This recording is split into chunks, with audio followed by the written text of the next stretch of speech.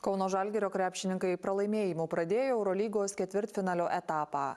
Tomo Masiulio auklėtiniai išvykoje 78-89 nusileido Šarūno Jasikevičiaus treniruojamai Stambulo Fenerbahče ekipai. Pergalę džiaugiasi Jasikevičius pabrėžė, kad ji nebuvo pasiekta lengvai. Tiek Žalgirio treneris, tiek žaidėjai, kaip pralaimėjimo priežastį įvardijo fiziškumo stoką. Iš Stambulo Mykolas Jankaitis.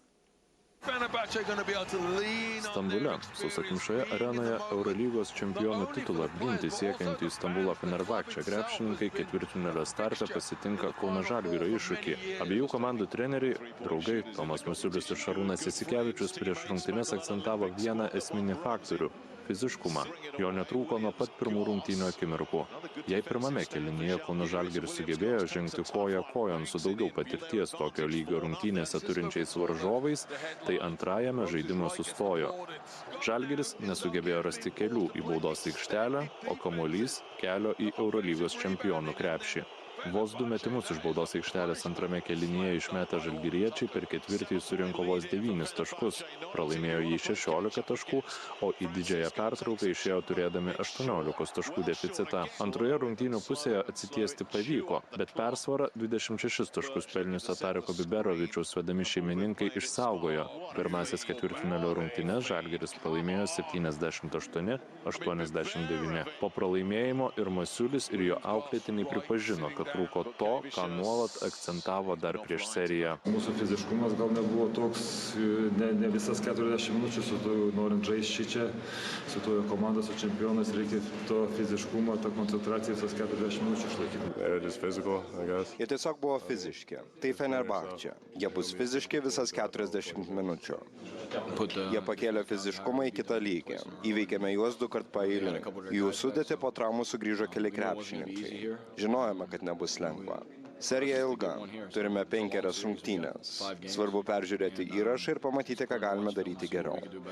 Nugalėtojų stovykloje nuotaikos pakilesnės. Fiziškumas atitiko, kaip sakant, play-offų krepšinį, atitiko tą krepšinį, kurį nori žaisti Žalgiris.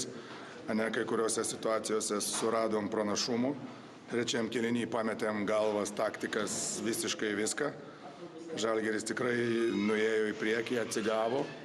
Ir gerai, kad paskui žaidėjams vėl pavyko, kaip sakant, susivaldyti ir surasti sprendimus gerus. Nors po antrojo kėlinio atrodė, kad rungtynių nugalėtojas buvo aiškus, Jasikevičius sako, kad šiose rungtynėse nesijautė ramiai. Pažiūrėkime marškinius, užtikrintai laimėjom, galvoju.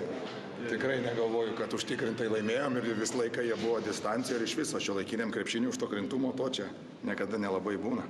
Varžovų gretose spindėjo ne tik po traumos įsivažiuojantis Biberovičius, bet ir veteranas Nikola Melė, kuris dėl traumos praleido visą kovo mėnesį. Masiulis pripažįsta, kad kai italas yra aikštelėje, Fenerbahče gynyba tampa sunkiai įveikiama. Tačiau vilties ją pralaužti treneris nepraranda. Tų spragų yra mažiau visą laiką. Gal dėl to ir antram kėlinukai kažkiek sustojom, kai jie žaidė tokiu penketu. Bet tikrai turim daugiau kamuolių judinti ir galim, mokam žaisti. Ne kartą parodėm, kad prieš tokias gynybas mokam žaisti ir turim su to susitvarkyti.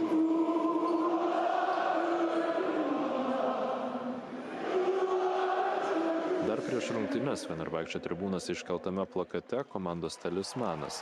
Kanarėlė vardu Geltona žvelgia į Atėnus, kur vyks finalo ketvirtas. Ar žalgiriečiams kanarėlę pavyks nukreipti nuo kurso, pamatysime ketvirtadienį.